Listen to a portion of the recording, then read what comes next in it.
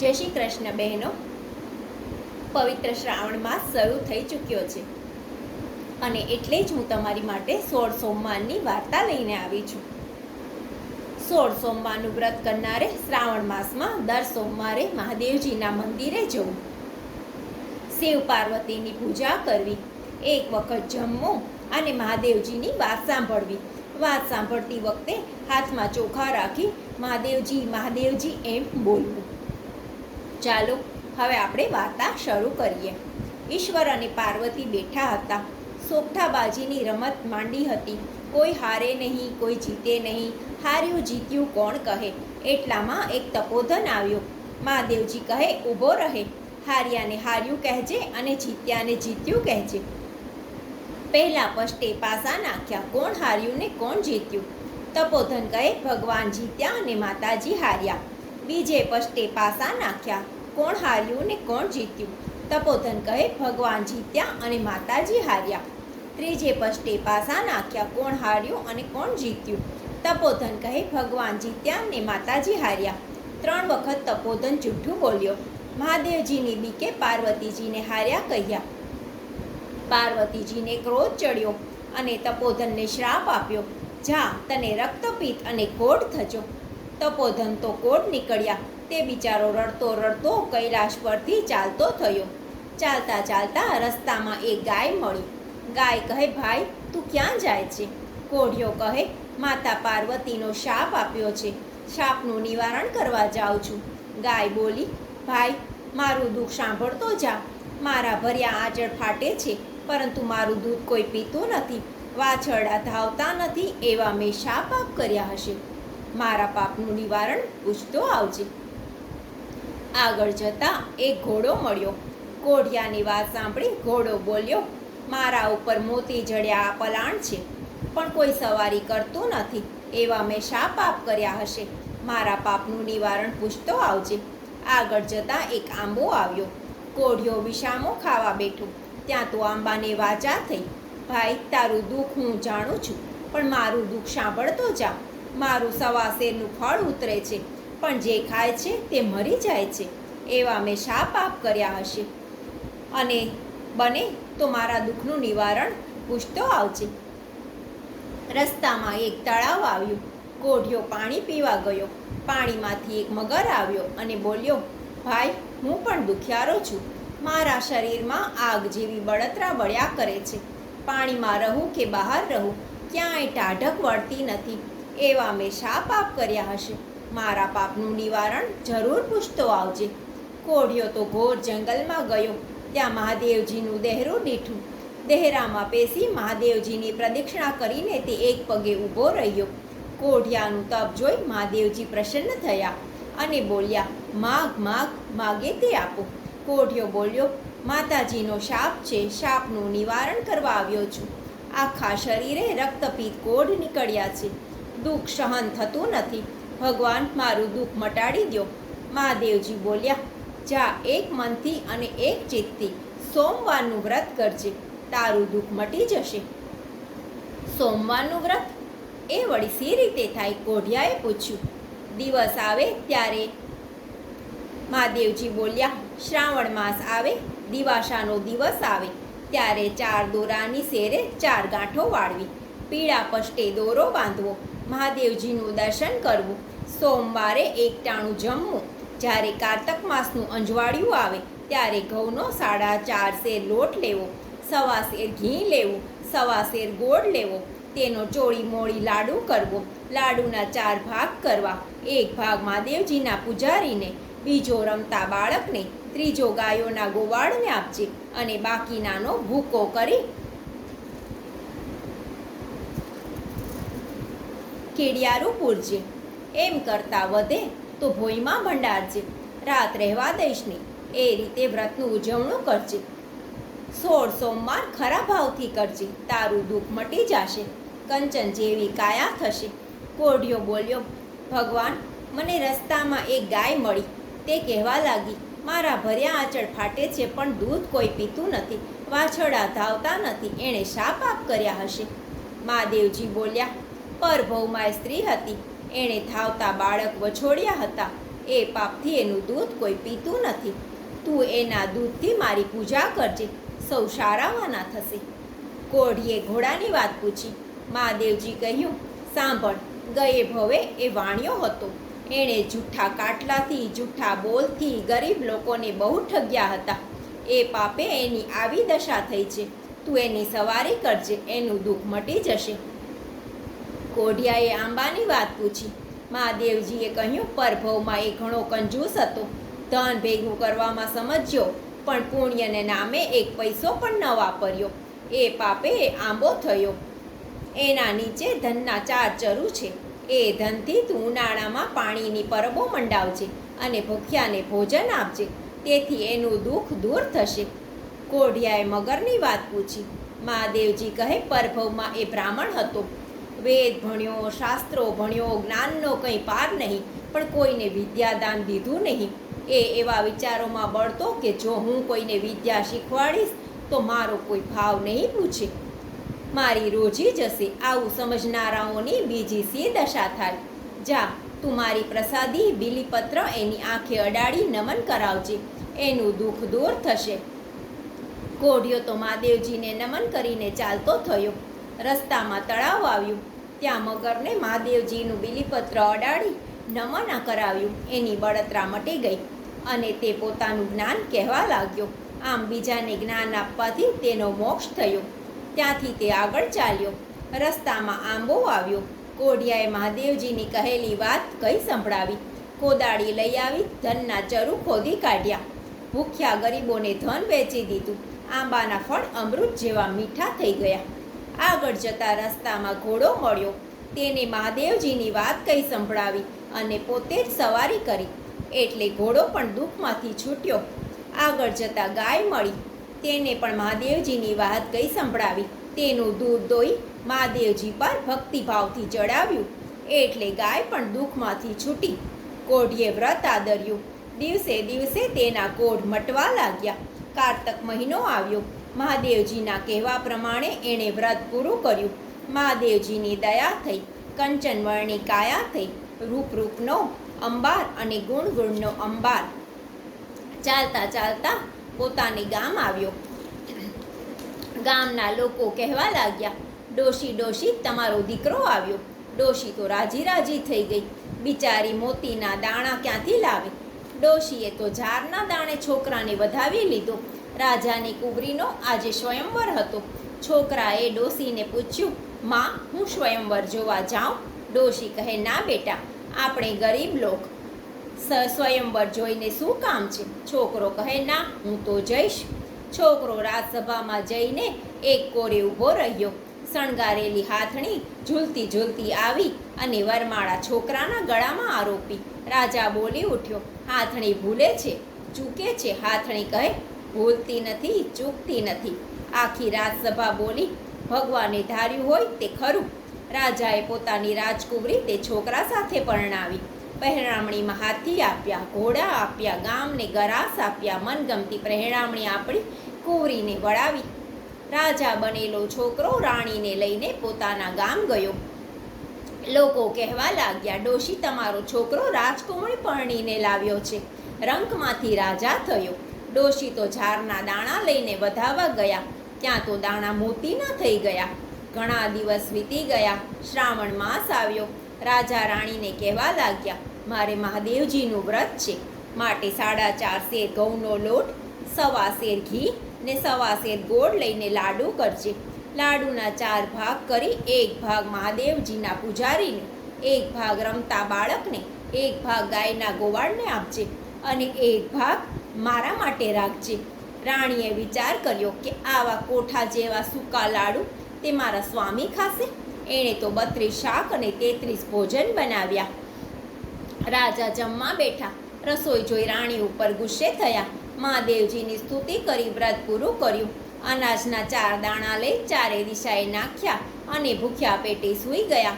રાત્રે સ્વપ્નમાં મહાદેવજી આવ્યા અને રાજાને કહેવા લાગ્યા, રાજા ઊંઘે છે કે જાગે છે? રાજા કહે, જાગું છું ભગવાન. મહાદેવજી બોલ્યા, તારી રાણીને દેશવટ્ટો દે.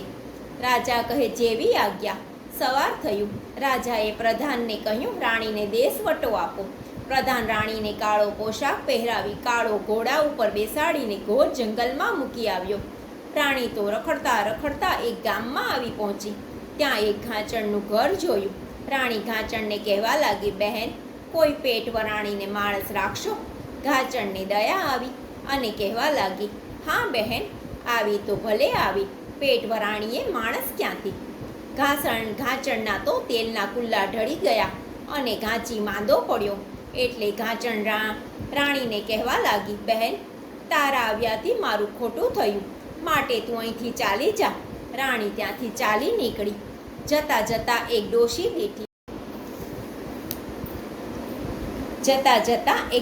દીઠી. રાણી ડોશીને કહેવા લાગી, માં, કોઈ પેટ વરાણીએ માણસ રાખશો?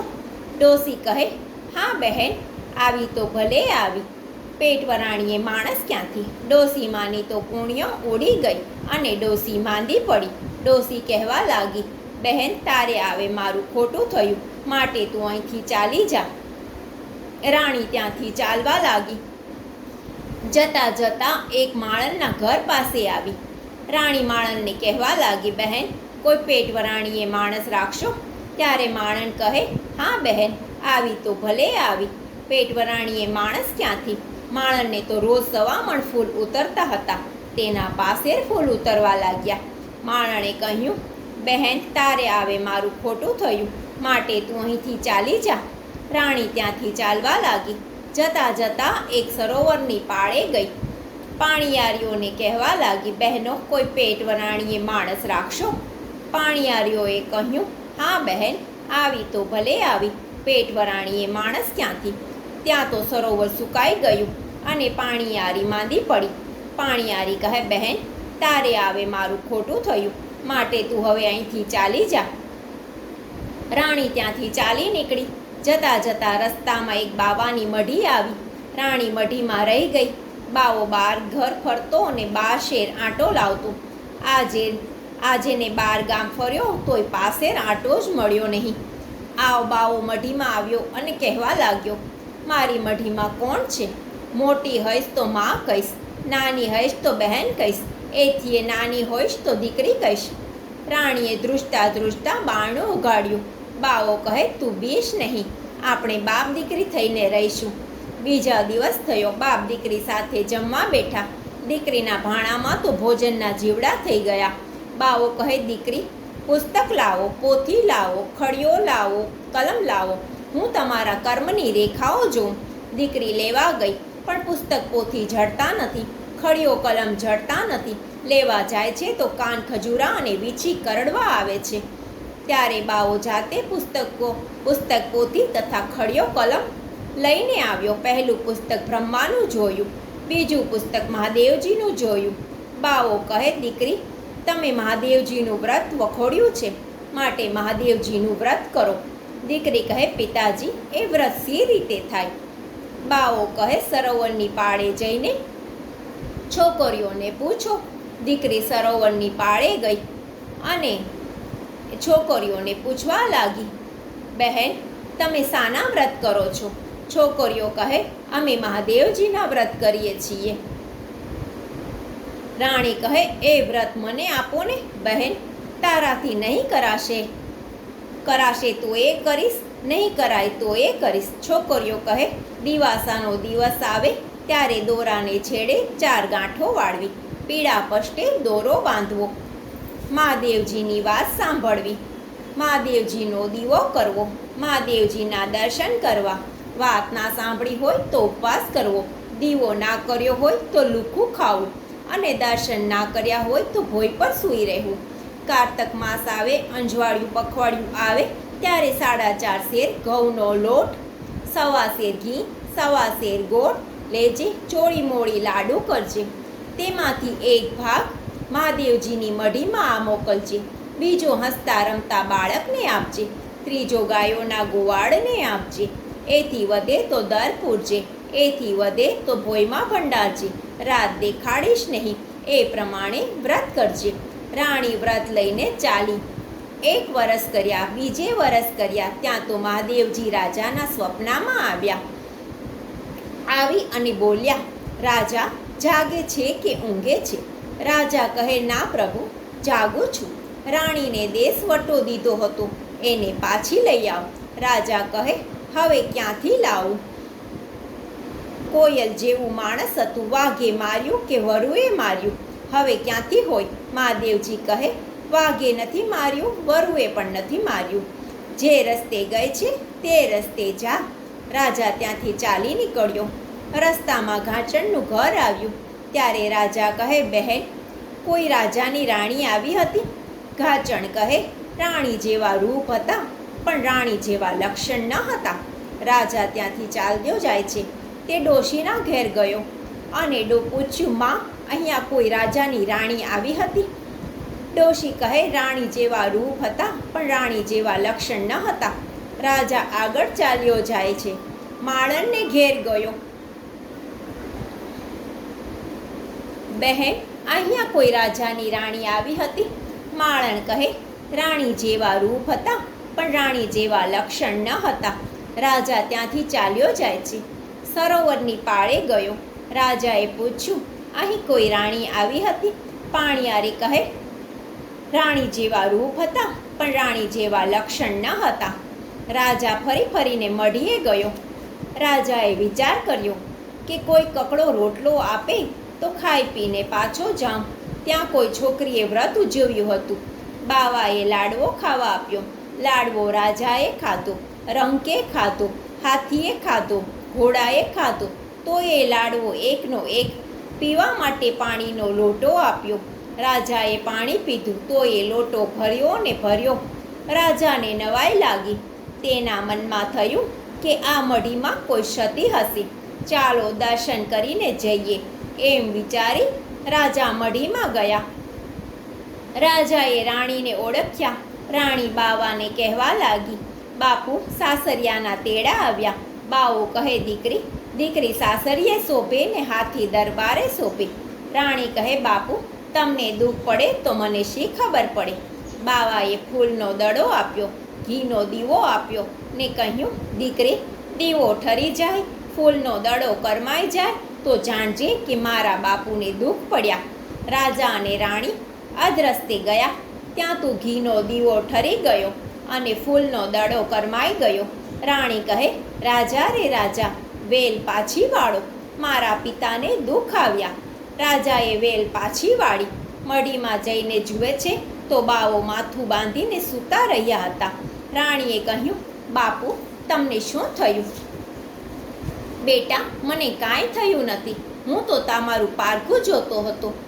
બાવાએ બીજી વાર દીકરીને 1.25 લાખનો ગવારો અને 1 કમીનો કૂપો આપીને કહ્યું, દીકરી, જ્યાં બાળતા આવ્યા ત્યાં ઠારતા જજો. ત્યાંથી રાણી ચાલ્યા જાય છે. સરોવરની પાળ આવી. સરોવર સુકાઈ ગયું હતું. તે લહેરો લેવા માંડ્યું. પાણિયારી સાજી થઈ.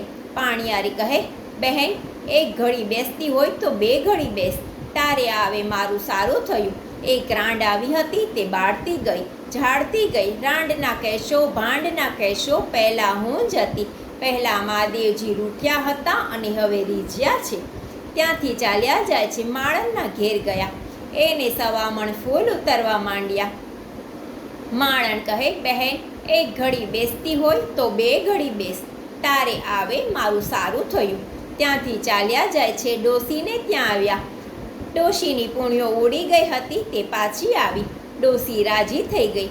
ડોશી કહે, બહેન, એક ઘડી બેસતી હોય તો 2 ઘડી બેસ. તારે આવે મારું સારું થયું. ત્યાંથી ચાલ્યા જાય છે. ઘાંચણને ઘેર આવ્યા. ઘાંચણના તેલના કુલ્લા ભરાઈ ગયા. ઘાંચી સાજો થયો. ત્યારે ઘાંચણ કહે, બહેન, એક ઘડી બેસતી હોય તો 2 ઘડી બેસ. તારે આવે મારું સારું થયું. ત્યાંથી ચાલ્યા જાય છે. ગામને ગોંદરે આવ્યા. રાણીએ કહ્યું, આખું ગામ જમાડો. રાજાએ આખું ગામ જમાડ્યું. પછી રાણીને અકોટ કરવા બોલાવ્યા. રાણી કહે, મારે હજી મહાદેવજીની વાત કહેવાની બાકી છે.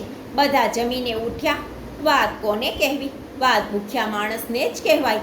રાજા કહે, આખું ગામ જમાડ્યું, હવે કોણ ભૂખ્યું હશે? રાજાએ ગામમાં ઢંઢેરો પીટાવ્યો. એક કુંભારના ઘરમાં સાસુ વહુને લડાઈ થઈ હતી. ડોશી ભૂખી હતી. રાજાએ પ્રધાનને તેડવા મોકલ્યો. ડોશી કહે, બાપ, જમના તેડા આવજો, પણ કચેરીના તેડા ના આવશો. પ્રધાન કહે, ડોશી તમને મારવાના નથી, જોડવાના નથી, વાત સાંભળવા બોલાવે છે. ડોશી કહે, કાને બહેરી છું, આંખે આંધળી છું, પગે લૂલી છું, કેડે અપંગ છું, સી રીતે આવું? પ્રધાને રાજાને કહ્યું. રાજાએ પ્રધાનને વેલ લઈને મોકલ્યો. પ્રધાન ડોશીને વેલમાં બેસાડીને લાવ્યા. ડોશી બેઠા પાટલે અને રાણી બેઠા ખાટલે. રાજા કહે, ડોશીમાં સાંભળો તો એ મહાદેવજી કહેજો, ના સાંભળો તો એ મહાદેવજી કહેજો. વાત કહેવા માંડી. પહેલા હુકારે ડોશીને કાન આવ્યા, બીજા હુકારે આંખો આવી, ત્રીજા હુકારે પગ આવ્યા, ચોથા હુકારે કમર આવી અને પાંચમા હુકારે ડોશી ટગુમગુ થઈ. ડોશીનો છોકરો કહેવા લાગ્યો, માં આવું રૂડું કોણે કર્યું? માં કહે, મને મહાદેવજીની વાત સાંભળે આવા ફળ મળ્યા, તો વ્રત કરે કેવા ફળ મળતા હશે? એક વખત રાણી અકોટ કરવા બેઠી, ત્યારે પડોશણ દેવતા લેવા આવી. રાણી કહે, હું અકોટ કરવા બેઠી છું, દેવતા સી રીતે આપું? પડોશણે મેળો માર્યો. મત્સરની ભરેલી, અભિમાનની ભરેલી, તારે તો જાણે પુત્ર સૂતા સૂતા પારણામાં પગનો અંગૂઠો ધાવે છે, હાથે સોનાના સાંકળા છે. રાણી કહે, બહેન તું એમાં મહેણા સાની મારે છે? પુત્ર યોગ્ય થઈશું ત્યારે પુત્ર પણ થશે. રાણી અકોટ કરીને જુએ છે તો પુત્ર સૂતા સૂતા પારણામાં અંગૂઠો ધાવે છે, હાથે સોનાના સાંકળા છે. પુત્ર કહેવા લાગ્યો, માં મારે મહાદેવજીનું વ્રત છે.